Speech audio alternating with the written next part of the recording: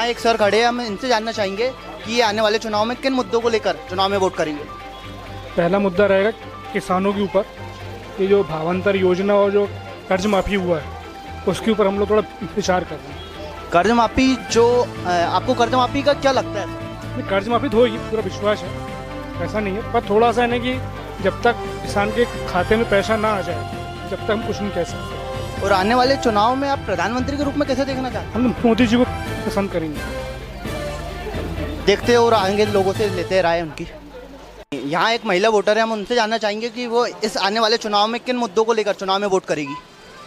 सबसे ज़रूरी है भ्रष्टाचार जो अभी तक पूरी तरह गया नहीं है वो, और दूसरा है अनएम्प्लॉयमेंट जो बहुत बड़ा एक क्वेश्चन है जो अभी तक बिल्कुल सॉल्व नहीं हुआ है। तो वो 2 पॉइंट्स हैं। आपको किस पार्टी से अपेक्षा है जो आपके इस मुद्दों को पूरा करेगी? अभी तक तो दोनों से ही है, जो हमको लगता है कि जो आगे तक लगे उस हिसाब से वोट किया जाएगा। प्रधानमंत्री के रूप में आप कैसे देखना पसंद करेंगे? नरेंद्र मोदी।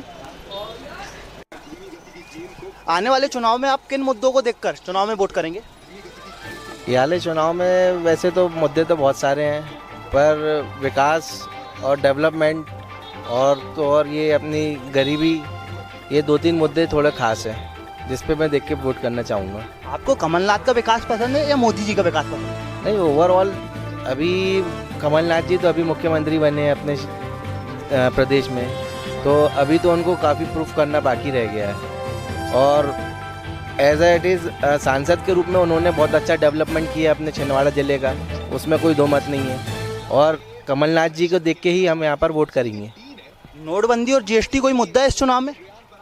नोटबंदी और जीएसटी का वैसे ज़्यादा मुद्दा नहीं है, क्योंकि जो लोग मतलब ईमानदारी से टैक्स दे रहे थे तो उनको कोई भारी मतलब उनको कोई नुकसान नहीं हुआ है, उनके लिए कोई हैवी नहीं हुआ है कि भाई आपको नोटबंदी जीएसटी से कोई फ़र्क पड़ा है।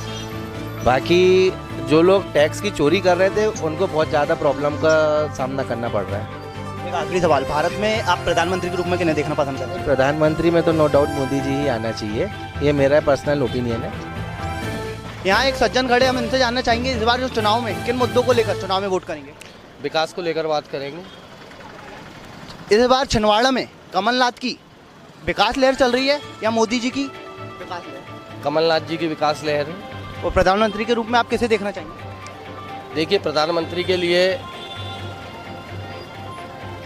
अभी तक जो थे मोदी जी, जो उनका जो था जीएसटी नोटबंदी, इसको लेकर वो फ्लॉप हुए हैं। विकास टोटल कुछ भी नहीं रहा है। उन्होंने टोटल समाज को और लोगों को धर्म और जाति के नाम पर बांटा है। और ऐसे आदमी को क्या चुने जो देश की सेना को लेकर राजनीति कर रहे हैं। धन्यवाद।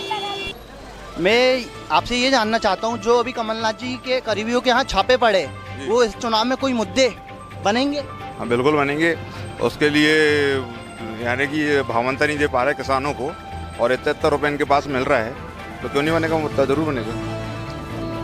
हम इनसे जानना चाहेंगे इस बार चुनाव में ये किन मुद्दों को देखकर चुनाव में वोट करेगी?